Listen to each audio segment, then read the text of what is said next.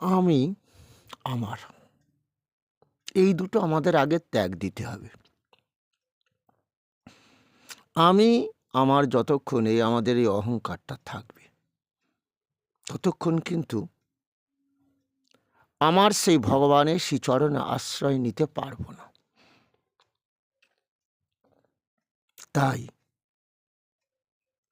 অর্জুনকে বলছে, অর্জুন, অহংকারং বলং দর্পং কাম ক্রোধং পরিগ্রহম। অহংকার, বল, দর্প, গর্ব, এগুলো আগে ত্যাগ করো। অহংকারং বলং দর্পং গর্বং কামক্রোধং, আর কামনা বাসনা, ক্রোধ, এগুলো আগে ত্যাগ করতে হবে। এটাই হচ্ছে প্রথম আমাদের মানবগণের উচিত কর্তব্য, এই কর্তব্য করা। একদিন দেখবে আমি বা আমার বলে কেহ নাই। যদি তুমি বিছনায় কিছুদিন শুয়ে থাকো, বুঝতে পেরে যাবে কে তোমার আপনজন।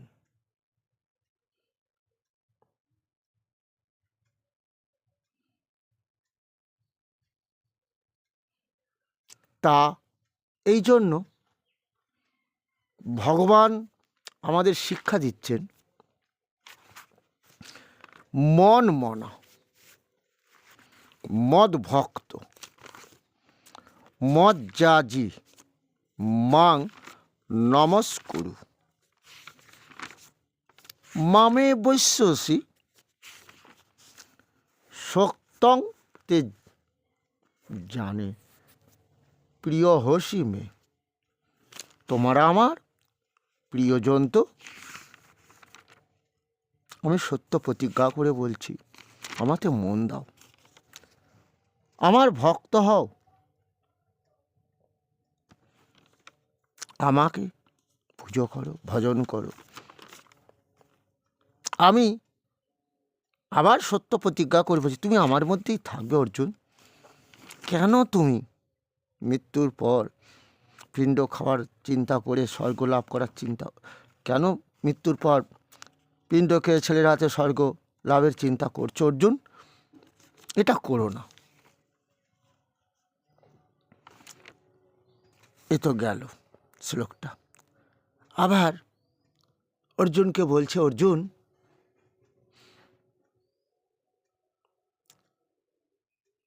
সর্বকর্মাণি কুর্বাণো মৎ পদাশ্রয় মৎ প্রসাদাৎ বাপ্নতি শাশ্বত পদম বয়ম।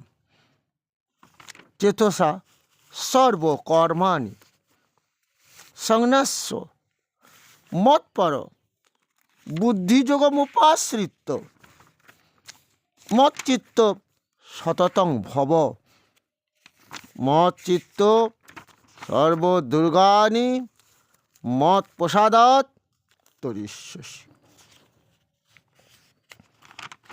অথ চেত্তমহংকরণ্য শস্যসি বিরঙ্খসি। এই যে কথাটা কি বলছেন, সর্বকর্মাণি কুর্বাণ মৎ পদাশ্রয়। সংসারে যে দৈনন্দিন কর্ম করে চলেছো, সংসার করেছো, ছেলে মেয়ে পালন করছো, সবাইকে পালন করছো, মা বাবা ইত্যাদি সবাইকে, স্ত্রী পুত্র কন্যা পালন করছো, বাড়ি গাড়ি সব তৈরি করছো তাদের সুখের জন্য। এই যে করছো এইগুলো, তাই ওখানে তুমি আমি অহংকার ত্যাগ করো। তুমি কিছুই করছো না, আমি করাচ্ছি। অর্থাৎ আমাকে আশ্রয় করো, করে সংসারে যাবতীয় কর্ম করে যাও, তাহলেও তুমি মৃত্যুর পর পরম পদ লাভ করতে পারবে। হলো, এখন আমাকে আশ্রয় করবে কেন? আমি কে? কৃষ্ণ। চেতনার দ্বারা, বুদ্ধির দ্বারা, জ্ঞানের দ্বারা জানো। চেতনা কি? সর্বস্ব চাহঙ্গি, সমস্ত জীবের হৃদয়ে আমি আছি আত্মারূপে, পরম চেতনা তো। তাহলে আমি তোমার এই দেহের মালিক। আমি দেহ ত্যাগ করলে তোমার দেহটার কোনো মূল্য থাকবে না।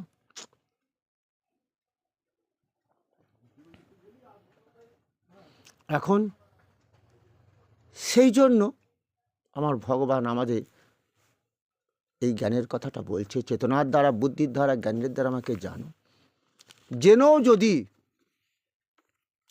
অহংকার বশত আমাকে তুমি ভজনা না করো, তুমি ধ্বংস হয়ে যাবে। এই ধ্বংস কথাটা কি বলতে বোঝাচ্ছে ভগবান? যেমন তিনি বলেছিলেন আত্মা সম্বন্ধে, বলেছিলেন এই আত্মা অর্থাৎ নৈনং ছিদ্দন্তে শাস্ত্রাণী নৈনং দহতি পাবক ন চৈনং ক্লেদন্ত ন শোষয়তি মারুত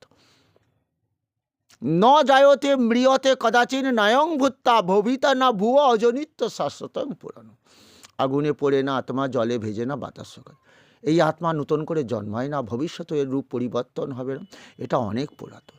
মানে এই যে পুরাতন কথাটা আমরা বুঝতে পারি না, বুঝতে পারছ? যেমন গ্রাম অঞ্চলে বলে ঘুঁটে পুড়ছে, গোবর হাসছে। তা ঘুঁটে বলছে, ওরে গোবর, আমার মতো তুই ঘুঁটে হবি, আমার মতন তুই পুড়বি। মানে কি জানো? আজকে একটা লোক কষ্ট পাচ্ছে, দুঃখ কষ্ট ভোগ করছে, আমরা থ্রেট করি, হাসি, কিন্তু এটা আমাদের শিক্ষা নেই। ওই দিনটা কিন্তু আমারও আসতে পারে। আমি যে ছেলেটা বলছি আমার মেয়েটা এই আমারটা ত্যাগ করতে ভগবান কেন বলছে? ক্ষণিক পরে তুমি দেখতে পেলে সে ছেলেও নেই, মেয়েও নেই, বাড়ি গাড়ি ধন দৌলত, এইভাবেই আমার নয়, এটা ভাবতে হবে। কারণ আমি এসেছি ল্যাংটা হয়ে, যেতে হবে ল্যাংটা হয়ে, যেটা গোপীরা তোমাদের শিক্ষা দিয়েছিল। তোমরা তো সবাই ভাবছো জগতে গোপীরা মহাপাপ করেছে, জগৎকে শিক্ষা দিল। দেখো, আমরা কৃষ্ণ প্রেমে এতই মোহিত হয়ে গেছি যে আমাদের দেহটা যে আমাদের লজ্জা আছে, যে আমাদের বস্ত্র পরিধান করতে হবে, সেই লজ্জা, ঘৃণা, ভয় তিন থাকতে নয়, আমরা ওটা অনেক দিন ত্যাগ দিয়ে দিয়েছি। ভয় তো আমাদেরই নেই। গভীর রাত্রে গেছি সেই বনের মধ্যে দিয়ে, ভগবান আমাদের বলেছিল যে এত রাতে এলে, তা আমরা ভগবানকে বলেছি, গোপীরা বলেছিল, আমরা কোনোদিন এই দেহটাকে আপনজন ভাবি না, এই দেহটা আমার নয় কৃষ্ণ, তুমি দেহের মধ্যে রয়েছো আত্মারূপে, তাই তুমি দেহ ত্যাগ করলে তাহলে আর কে? আমি? বলো বলো, আমি কে? তাহলে তুমিই তো সব। তাহলে দেহটাকে কেন ভয় করব? দেহ মন তোমাতে আমি সমর্পণ করেছি। যেটা তোমার গীতাতেও অর্জুনকে বলেছিল, অর্জুন, আমি আমার অহংকারটা ত্যাগ করবে কেন? কেন ত্যাগ করবে? শোনো, ঈশ্বর সর্বভূতনাং হৃদ্দেশ অর্জুন তৃষ্ঠতি ভ্রামায়ণ সর্বভূতানি যন্ত্রূঢ়ানি মায়ায়া। পরম ঈশ্বর দেহ যন্ত্র সৃষ্টি করেছে, পরিচালনা করছে মায়ার দ্বারা। কারণ যৌবন থাকতে, শৈশবকাল থাকতে আমরা কিন্তু বুঝতে পারি না এই কথাগুলো, আমার আমি অহংকার থাকবে। হে অর্জুন, মায়া জিনিসটা বুঝতে পেরেছ? মায়ার দ্বারা তোমার যৌবনকাল, এখন দেহের পার্টস সব ভালো আছে তো, কোনো জায়গায় কোনো কিছু সেই খিদে আছে, তেষ্টা আছে, অঙ্গ প্রত্যঙ্গ কোনো ব্যথা যন্ত্রণা নেই, দাঁত আছে, কর্মার করে চিবাচ্ছ, সব অঙ্গ প্রত্যঙ্গ ঠিক আছে। কিন্তু যখন জরাকাল আসবে, একে একে তো ক্ষয় হবে, তখনই বুঝতে পারবে তো এত ভালো ডাক্তারে দেখিয়েও তো আমি সম্পূর্ণ সুস্থ হতে পারছি না। তাহলে এই টাকা পয়সা ধন দৌলত আমাকে সুস্থ করে দিতে পারবে না। তা পারবে কে? তবে ওই যে একজন ভাগবত পাঠক বলেছিল, কৃষ্ণ ভজনে হয় জীবের পাপ মুক্তির কারণ, কর্মভোগ রোগীতে ঔষধ রসায়ন। এটাই সত্য যে কৃষ্ণ নাম ভজন করে দেহ পাপ মুক্ত করো, কলির জীব। কত রসায়ন খাবে, অনেক রোগ তোমাদের ভোগ করতে হবে। তাই হয়তো সেই ভক্ত আজকে গীতার বাণীগুলো মেনে ভগবানে মন দিয়েছে, ভগবানের ভক্ত হয়েছে, হয়তো বলছে আমার কৃষ্ণ, আমার বাবা কৃষ্ণ। তাহলে আমার বাবা কৃষ্ণ এই যে তুমি বলে ফেললে, এবারে বাবা তোমারই হয়ে যাবে। কারণ এটাই সেই গীতাতে বলছে, অর্জুন, মন মনাভব মদ ভক্ত মদ যাজিমাং নমস্কুরু মামে বৈশ্বসী যুক্তৈব আত্মনং মৎপরায়ণম আমাতে সকলে মন দেয়। অর্থাৎ ওই যে বললাম, চতুর্বিধা ভজন্তি মাং জনা সুকৃত অর্জুন আর্ত জিজ্ঞাসুর থার্তি জ্ঞানী চ ভরত স্বভাব। হে অর্জুন, 4 শ্রেণীর ভক্ত আমাতে মন দেয়। আর্ত রোগে সোগে জর্জরিত হয়ে পয়সা খরচ করেও দেহ সুস্থ করতে পারছে না, আর্তভক্ত আমাকে ডাকছে, ঠাকুর এমন রোগ দিলে আর কত রোগের যন্ত্রণা ভোগ করব। হলো অর্থার্থী ভক্ত অর্জুন, আত্মজ্ঞানী ভক্ত, জ্ঞানী ভক্ত। আমি তোমারে বলেছি, জ্ঞানী ভক্ত সব থেকে শ্রেষ্ঠ। কেন? ও জেনেছে কি জেনেছে? গতি আমার ছাড়া ওর গতি নেই। আমি ভর্তা, ওর ভরণ পোষণ যোগাচ্ছে আমি। দেহযন্ত্র ওই যে ঈশ্বর সর্বভূতনাং নির্দেশ অর্জুন তৃষ্ঠতি, এই কথাটা বিশ্বাস করেছি। সেই ভগবান পরমেশ্বর আমাদের মধ্যে রয়েছেন। হ্যাঁ, ঈশ্বর সর্বভূতনাং নির্দেশ অর্জুন তৃষ্ঠতি, ভ্রামায়ণ ভ্রমণ করাচ্ছেন সর্বভূতকে। এই যে দেহযন্ত্র তৈরি করেছে সেই ভূতের পরিচালনা করছেন তিনি মায়ার দ্বারা। এটা পশুর ক্ষেত্রেও দেখতে পাবে। মোটা কুকুর যৌবন কাল সব তাড়া করছে, যখন বয়স্ক হয়ে গেছে এক জায়গায় পড়ে রয়েছে, কত কুকুর তাকে হয়তো কামড়ে টেনে ছিঁড়ে নিয়ে টানতে টানতে নিয়ে চলে যাচ্ছে। দেখতে পাই কুকুরের মধ্যেও। কথা মানুষও হয়তো হয়, মানুষেরও দশা সেই রকমই হয়। তা এইবারে কি বলছে ভগবান? তাহলে হে অর্জুন, পরমেশ্বর দেহযন্ত্র পরিচালনা করছে মায়া। তাহলে কি করবে? তমেব শরণং গচ্ছ, সেই পরম ঈশ্বরের শরণাপন্ন হও, তাহার আশ্রয় লও। পরম ঈশ্বরের কৃপায় সংসারে সুখ পাবে, শান্তি পাবে, মৃত্যুর পর পরম মোক্ষ লাভ করবে। সেটাই সেই ভগবান চাইছে। আমার বলো না, আমি বলে অহংকার করো না। সেই পরমেশ্বরকে দেহমন তাকেই সমর্পণ করে দাও। তাই সেদিনকে গোপীরা দিয়েছিল, জগৎকে জানিয়ে দিয়েছিল যে দেখো, আমরা ল্যাংটা হয়ে আসি, ল্যাংটা হয়ে যাব, এটা ভুলে যাই। এই অহংকারে মদমত্ত হয়ে সবই বলি আমি আমি আমার, অহংকার করি, কিছুই তোমার নয়। তা তোমার কি করবে? মৃত্যুর পর, অর্থাৎ তুমি অসুস্থ হয়ে পড়ে থাকো 10 দিন, তুমি বুঝতে পারবে তোমার কি আপনজন। এটা আমার ভগবান এই জন্য বোঝালেন যে আমার বলতে শেখো, আমার বাবা কৃষ্ণ।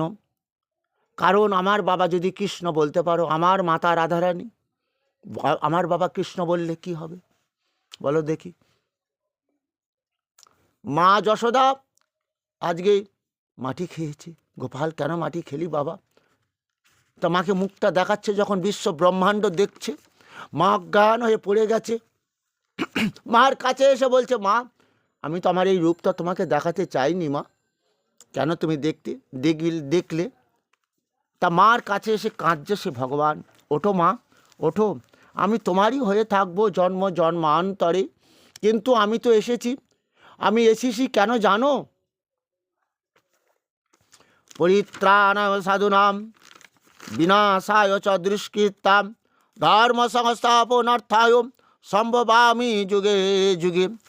আমি যে বলেছি পৃথিবীতে যখন পাপী লোকের সংখ্যা বেড়ে যাবে, পাপীদের বিনাশ করেই তো আমি কি করব জানো মা? আমি কি করব? ধর্ম রাজ্য প্রতিষ্ঠা করব। তাই তুমি ভয় পেও না মা, আমি তোমার কাছেই থাকব। তবে এই বাল্যকালটা তোমার কাছেই আমি থাকব। তা সেদিনকে সেই ভগবানকে যদি আমরাও আমার বাবা কৃষ্ণ বলে ডাকতে পারি, আমার গীতা যদি বলতে পারি, আমার গীতা বললে কি হবে? এই যে মৃত্যুর পর আমাদের সেই গীতাই তো সঙ্গে দেবে, আর তো কিছুই সঙ্গে দেবে না। সেই গীতা পাঠ হবে, তবে গীতাটা সঙ্গে দিও না, গীতাটা পড়ো। অর্জুনকে বলেছিল না, অভ্যাস যোগ করো, বৈরাগ্য ভাব আনো। কেন? এই বৈরাগ্য ভাব আনলে কি হবে জানো? এই যে তুমি ভেবেছিলে যে গীতাই তো সব, গীতাই আমার আপনজন। কারণ এই যারা গীতা পড়ে তারা ধনী এই কারণে।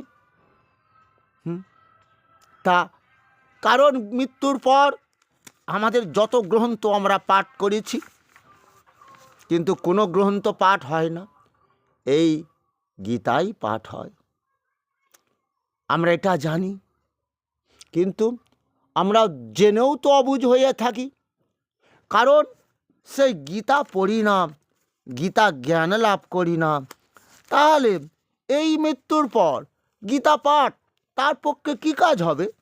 কোনো কি কাজ হবে? অনেকে বলবে আমি তো গীতা পড়তেও পারি না। তা তুমি তো জানলে ভগবান বলছে যে পাড়ায় যখন গীতা পাঠ হয় শুনতে পাও। গীতা গীতা নাম উচ্চারণ করতে করতেও যদি কেউ মারা যায়, সেও মৃত্যুর পর পাপ মুক্ত হয়ে আমার বৈকুণ্ঠ লাভ করতে পারবে। এটা তো তোমরা শুনতে পাও, তবে কেন তাতে একটু মন দাও না? তোমরা তো এটাও জানো যে ভগবান বারবার শুনতে পাও কেউ মরে গেলে যে হরিনামটা সঙ্গে দেয়, জীবিত থাকাকালীন সে হরিনাম বিতৃষ্ণা ছিল, সহ্য করতে পারত না। কারণ সেই ভগবান যে বলেছে, কি বলেছে? হরের নাম হরের নাম কৈবলম কলৌ নাস্তে বা গতির অনাথা। তা এই যে কথাটা ভগবান বলেছে, কেন যে হে কলির জীব, যত কিছু মন্ত্র পড়ো, হরি নাম ছাড়া তোমরা সুখ পাবে না, শান্তি পাবে না।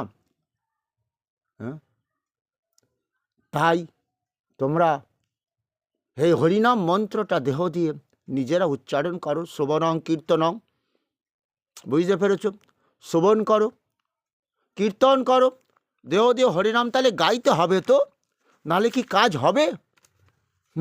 মরে যাবার পর ছেলে হরিনাম দিচ্ছে, কত ভালো মন্দ খেতেও দিচ্ছে, কিন্তু তুমি তো দেখলে, তোমরা তো দেখলে কি সে বাবা কিছুই খেতে এলো না, তাহলে তাকে যে হরিনামটা শোনালে, হ্যাঁ, তাকে ওই বাবাকে সেই হরিনামটা শুনল? এটাই সেই ভগবান বলছিল। তাই সেই একটা গান আছে না, মন রে তুমি কৃষি কাজ জানো না, এমন মানব জমিন রইল পতিত, আবাদ করলে ফল তো সোনা, কালী নামে দাউড়ে বেড়া, ফসলে তছরূপ হবে না। সে যে মুক্ত কেশী শক্ত বেড়া, তার কাছেতে, অর্থাৎ তার কাছেতে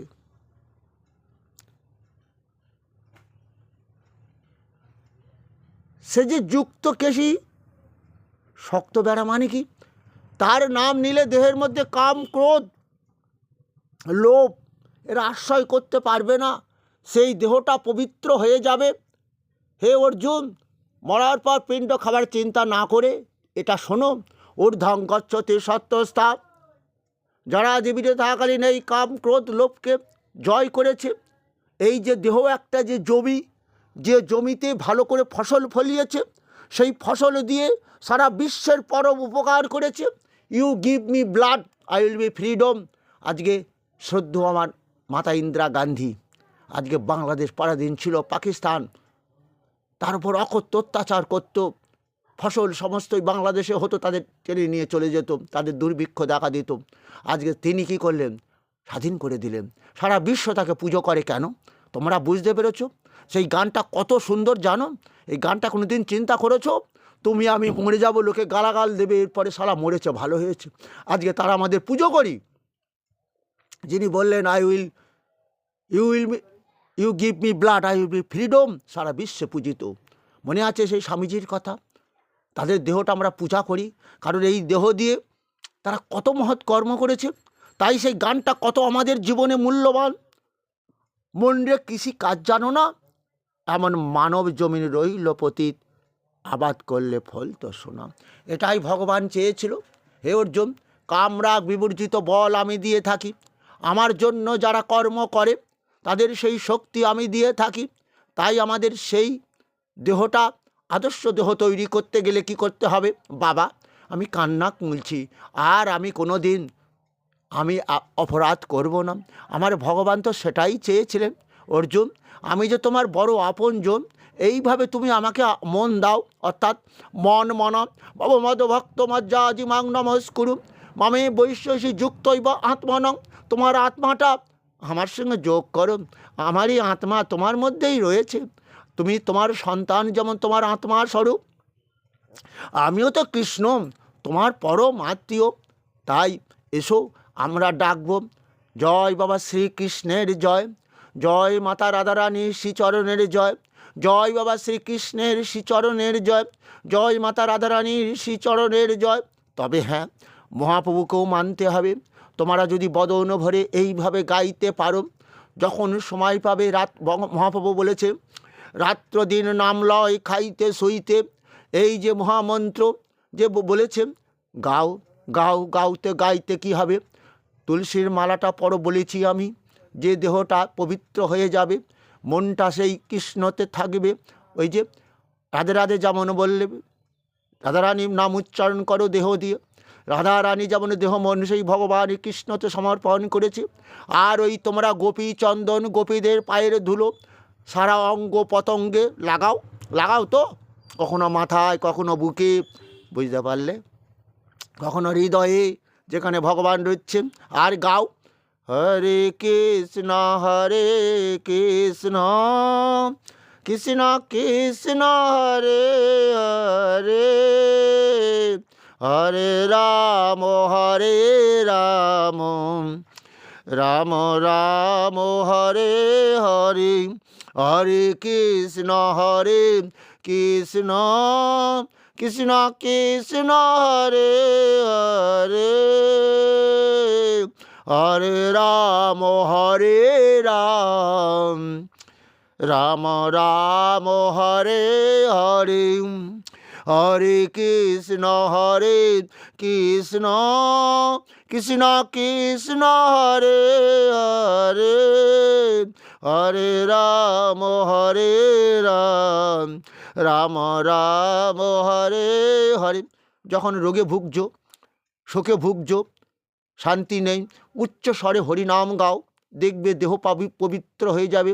যে কাম ক্রোধ লোভ আজকে এই কষ্ট দিচ্ছে, সেই জন্য তারাও তোমাকে শিক্ষা দেবে, ওরে জগতে আমার প্রভু শ্রীকৃষ্ণ ছাড়া সবই অনিত্য।